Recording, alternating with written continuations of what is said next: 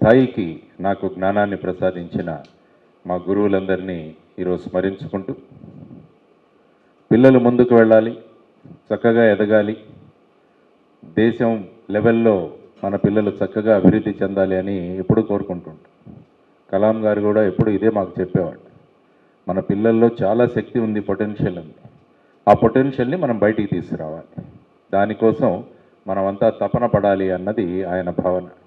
కాబట్టి ఆయన ఆశీస్సులతో, ఆయన మార్గదర్శనంలో ఈరోజు మీతో మాట్లాడే ఒక అవకాశాన్ని నాకు కల్పించిన మిత్రులు పూర్ణచంద్రరావు గారికి, వారి బృందానికి కృతజ్ఞతలు తెలియజేస్తూ, తిరుపతిలో మిమ్మల్ని అందరినీ కలవడం మరి ఒక గొప్ప అవకాశం. అసలు రిజొనెన్స్ అంటే ఏంటి అన్నది ముందు మనం ఆలోచిస్తాం. మనం అందరం ఫిజిక్స్లో చదువుకున్నాం రిజొనెన్స్ అని ఒక ఫినామినా. ఎవరైనా పిల్లలు చెప్తారా రిజొనెన్స్ అంటే? What is resonance? What is the definition of resonance? లేదు, పిల్లల్ని అడిగాను ఎందుకంటే నేను పిల్లలతో మాట్లాడతాను ఎప్పుడు. ప్రతిధ్వని is resound, this is resonance. ప్రతిధ్వని అంటే మనం ఎక్కడైనా కొండ దగ్గరికి వెళ్ళి మాట్లాడితే అది మళ్ళీ మనతో మాట్లాడుతుంది, అది ప్రతిధ్వని. Resonance, echo, resonance. రిజొనెన్స్ మీకు డెఫినేషన్లు వచ్చింటే 10th క్లాస్ పిల్లలు వచ్చారు కొంతమంది స్టేజ్ మీద, కొంతమంది 8th 7th వీళ్ళందరూ వచ్చారు. అయిపోయిందా? Out of syllabus resonance. ఇప్పుడు సాధారణంగా ఏమవుతుందంటే మర్చిపోతుంటాం మనం, ఆ సిలబస్ అవగానే దాన్ని పక్కన పడేస్తాం. కానీ ఫౌండేషన్ అంటే ఏంటంటే అది అలాగా పర్మనెంట్గా ఉండడం అన్నది చాలా ముఖ్యం. Anybody resonance definition? స్టూడెంట్స్ చెప్పండి బాగా ఫ్రీగా. ఇక్కడ ఏమీ మీకు ఎగ్జామ్ లేదు, ఇందులో ఈ ఆన్సర్ చేస్తేనే మీకు ఐఐటీలో వస్తుంది, అలాంటి కంపల్షన్ కూడా లేదు. ఏనా ఎవరైనా మీకు ఎక్స్పెరిమెంట్ చేయించారో లేదు కానీ మాతో ట్యూనింగ్ ఫోర్క్ అని ఎక్స్పెరిమెంట్ చేయించేవాడు. ట్యూనింగ్ ఫోర్క్ అని ఇలా ఉంటుంది యూ షేప్లో, దాన్ని ఒక సుత్తి తీసుకొని కొట్టాలి. ఎప్పుడైతే ఈ ట్యూనింగ్ ఫోర్క్ ఫ్రీక్వెన్సీ, ఈ బయట నుంచి వచ్చే ఫ్రీక్వెన్సీ రెండు కలిస్తే మ్యాక్సిమం యాంప్లిట్యూడ్ వస్తుంది అనమాట. అది రిజొనెన్స్ అంటే. when the natural frequency and the external frequency they match, then the object vibrates with maximum wavelength or the amplitude. That phenomenon is called resonance. మా ఇంటర్మీడియట్ ఫిజిక్స్ సార్ చెప్పిన తర్వాత ఈరోజు first time నేను దాని definition చెప్తున్నాను. ఎందుకంటే నా foundation బాగుంది కాబట్టి. నేను ఎగ్జామ్ కోసం ఎప్పుడు చదవాలి, నేను చదివింది నా ఫౌండేషన్ కోసం చదివాను. కాబట్టి రాత్రి ఎప్పుడు లేపినా కూడా అప్పుడు చెప్పిన విషయాలన్నీ కూడా గుర్తుంటాయి నాకు. కాబట్టి అటువంటి ఫౌండేషన్ను క్రియేట్ చేయాలన్నది ప్రధానమైన ఉద్దేశం రిజొనెన్స్ సంస్థ. మొన్న రిషి అని ఒక అమ్మాయిని కలిశాను నేను హైదరాబాద్లో. ఆ అమ్మాయి ఇందాక పూర్ణచంద్రరావు గారు చెప్పినట్టు ఎప్సెట్ అంటే తెలంగాణ ఇంజనీరింగ్ ఎగ్జామినేషన్ ఏదైతే ఉందో దానిలో అమ్మాయి ఫస్ట్ ర్యాంక్ తెచ్చుకుంది. ఆ అమ్మాయిని కలిసి మాట్లాడినాను, వాళ్ళ అమ్మగారితో మాట్లాడాను. ఎంత ఆనందంగా ఉన్నారంటే వాళ్ళు, ఎందుకంటే ఫస్ట్ ర్యాంక్ ఒక రాష్ట్రంలో సాధించడం అన్నది చాలా గొప్ప విషయం. దానికి ప్రధానమైన కారణం ఏంటంటే అమ్మాయికి ఫౌండేషన్ చిన్నప్పటి నుంచే మొదలుపెట్టింది కాబట్టి ఆ ర్యాంకు చేరుకోగలదు.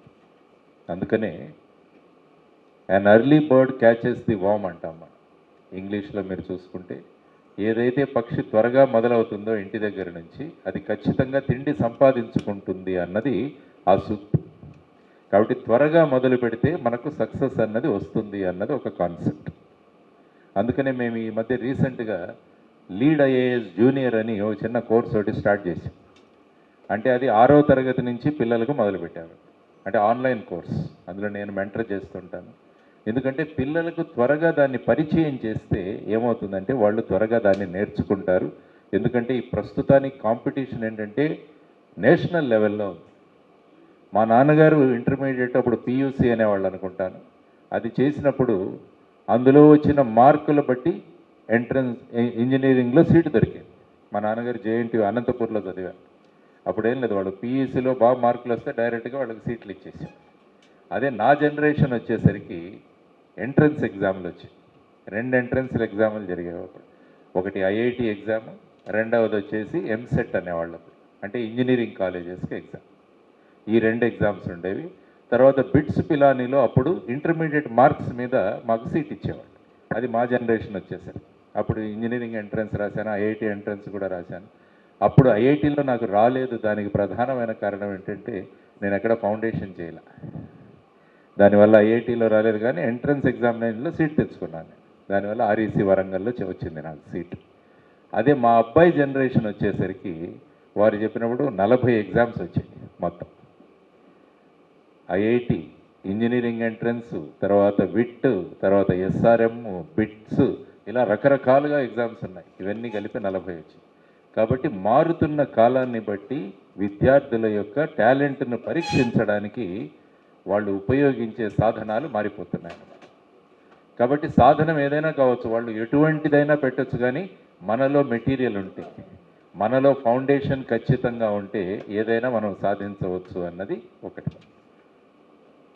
ఈ మధ్యకాలంలో ఏమైందంటే మా జనరేషన్ అప్పుడు పెద్దవాళ్ళు పెద్దగా పట్టించుకునేవాళ్ళు కాదు, వీళ్ళు ఏదో ఒకటి వచ్చేస్తుంది. కానీ ఇప్పుడు పిల్లల కన్నా పేరెంట్స్ చాలా ఇంట్రెస్ట్గా ఉన్నారు ఈ మధ్య. ముందే వాళ్ళు డిసైడ్ చేసేస్తారు వీళ్ళు ఎక్కడ చదవాలి, ఏ ఎగ్జామ్ రాయాలి అన్నది. కాబట్టి ఇప్పుడు పేరెంట్ ఓరియంటేషన్ కూడా చాలా ఎక్కువగా ఉంది.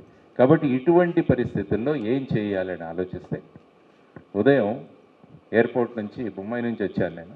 ఎయిర్పోర్ట్ నుంచి వస్తుంటే చాలా బిల్డింగ్ కన్స్ట్రక్షన్లు జరుగుతున్నాయి ఇక్కడ. చాలా డీప్గా ఫౌండేషన్లు తవ్వి ఉన్నాయి చాలా చోట్ల. కాబట్టి పెద్ద అంతస్తుల భవనం మనం కట్టాలంటే మన ఫౌండేషన్ చాలా లోపల ఉండాలి. ఫౌండేషన్ సరిగా లేకుంటే బిల్డింగ్ పడిపోతుంది. కాబట్టి ఫౌండేషన్ యొక్క ప్రధానమైన ఉద్దేశం ఏంటంటే, ఎంత ఎత్తుకు మనం ఎదగాలనుకుంటున్నామో అంత లోతుగా మనలో విషయ పరిజ్ఞానం కావాలి అన్నది ముఖ్యమైన విషయం. కాబట్టి ఇది ఆలోచించి రెజొనెన్స్ సంస్థల వాళ్ళు ఇక్కడికి వచ్చారు. ఇంతకుముందు ఎలా ఉందంటే, ఉమ్మడి రాష్ట్రం ఉన్నప్పుడు మనం ఎక్కడ చదివినా పర్వాలేదు, కానీ ముఖ్యంగా నీట్ ఎగ్జామ్లో లోకల్, నాన్ లోకల్ అన్నది ఒకటి మొదలైంది. ఎందుకంటే దాన్ని నేనే ప్రత్యక్షంగా అనుభవించాను. ఇంజనీరింగ్ కూడా లోకల్, నాన్ లోకలే. తర్వాత ఇక్కడ ప్యాటర్న్ వేరు. సపోజ్ ఇక్కడ ఎంట్రన్స్ ఎగ్జామ్ తీసుకుంటే అందులో 25% ఇంటర్మీడియట్ మార్క్స్, ఎంట్రన్స్లో పర్ఫార్మెన్స్ 75%. అదే తెలంగాణలో తీసుకుంటే ఐ థింక్ కంప్లీట్గా ఎగ్జామ్. కాబట్టి రకరకాల క్రైటీరియా మీద సెలెక్షన్ జరుగుతుంది. బాబు నువ్వు కూర్చుంటావు నాయన, కొద్దిగా వెనకాల కనపడట్లేదు. పెళ్ళికి వెళ్ళినా మీ వీపులే కనిపిస్తుంటాయి మాకు, అది సమస్య. కాబట్టి కూర్చొని చేయండి, ఇక్కడ రండి, ఇక్కడ కూర్చొని చేయొచ్చు మీరు. బాస్ ఇక్కడ కూర్చోండి, నా సీట్లో ఇక్కడ కూర్చొని చేయండి, మీకు ఇబ్బంది లేదు. ఎందుకంటే వాళ్ళకు కూడా వెళ్ళాలి కదా. కాబట్టి లోకల్, నాన్ లోకల్ అయింది. మా అమ్మాయి కేసులో చెప్తాను నేను. మా అమ్మాయి ఇక్కడ, నేను సిబిఐలో పనిచేస్తుండగా ఆ అమ్మాయి 6th నుంచి చదివేది. ఆ అమ్మాయి ఫస్ట్ నుంచి చదివింది, ఇక్కడ 8th వరకు చదివింది. మళ్ళీ నా టెన్యూర్ అయిపోయిన తర్వాత నేను మహారాష్ట్రకి వెళ్ళిపోయాను, నాతో పాటు మా అమ్మాయి కూడా వచ్చి 9th, 10th అక్కడ చదివింది. మళ్ళీ ఇంటర్మీడియట్ ఇక్కడ చదివింది. కానీ అప్పుడు యాక్చువల్గా నీట్ ఎగ్జామ్ రాసిన తర్వాత సెలక్షన్స్ కోసం వెళితే వాళ్ళు ఏమన్నారంటే, మీరు నాన్ లోకల్ అన్నారు. కారణం, లాస్ట్ 4 years మీరు ఎక్కడ చదివితే అక్కడ మీ లోకల్. అంటే మా అమ్మాయి 4 సంవత్సరాల్లో 2 సంవత్సరాలు హైదరాబాద్లో చదివింది, 2 సంవత్సరాలు మహారాష్ట్రలో చదివింది. కాబట్టి నాన్ లోకల్. నాన్ లోకల్ రాగానే సీట్స్ తగ్గిపోతాయి. కాబట్టి అప్పుడు హైకోర్టుకు వెళ్ళాను. హైకోర్టుకు వెళ్ళి, నేను ఒక ఆల్ ఇండియా సర్వీస్ ఆఫీసర్ని, ఉద్యోగరీత్యా నేను ఇక్కడికి రావడం జరిగింది. కాబట్టి 2 సంవత్సరాలు మా అమ్మాయి ఇక్కడ చదివి మళ్ళీ అక్కడికి వచ్చేసింది. కాబట్టి లోకల్గా పరిగణించాలంటే హైకోర్టు వాళ్ళు మాకు ఫేవరబుల్గా జడ్జిమెంట్ ఇచ్చారు. అప్పుడు లోకల్గా అయింది, అమ్మాయికి సీట్ వచ్చింది. కాబట్టి లోకల్, నాన్ లోకల్ వల్ల కూడా అనేక సమస్యలు వస్తాయి. ఇప్పుడు ముఖ్యంగా రాష్ట్రం విడిపోవడం వల్ల ఈ లోకల్, నాన్ లోకల్ సమస్య వస్తుంది. కాబట్టి అందుకనే పూర్ణచంద్రరావు గారు ఏమన్నారంటే, హైదరాబాద్ కాకుండా ఆంధ్రప్రదేశ్లో కూడా రెజొనెన్స్ సంస్థలు మొదలు పెట్టాలని వారు కర్నూలులో మొదలుపెట్టారు. అక్కడ కూడా నేను వెళ్ళాను. తర్వాత ఈరోజు తిరుపతిలో మొదలు పెడుతున్నాను. కాబట్టి ఇది బేసిక్గా దీని వెనకాల బ్యాక్గ్రౌండ్.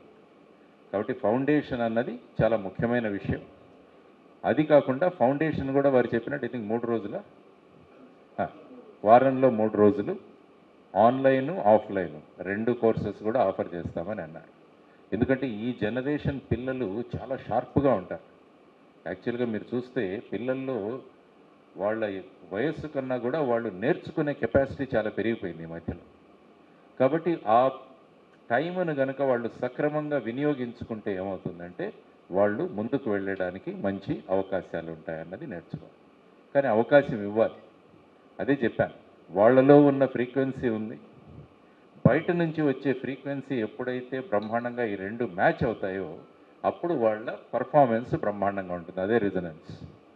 కాబట్టి మీ పిల్లల్లో ఉన్న శక్తికి బయట నుంచి అదే ఫ్రీక్వెన్సీలో ఉన్న ఒక శక్తి జోడిస్తే అప్పుడు పిల్లల యొక్క అచీవ్మెంట్ బ్రహ్మాండంగా జరుగుతుంది అన్నదే మన బేసిక్ రెజొనెన్స్ కాన్సెప్ట్.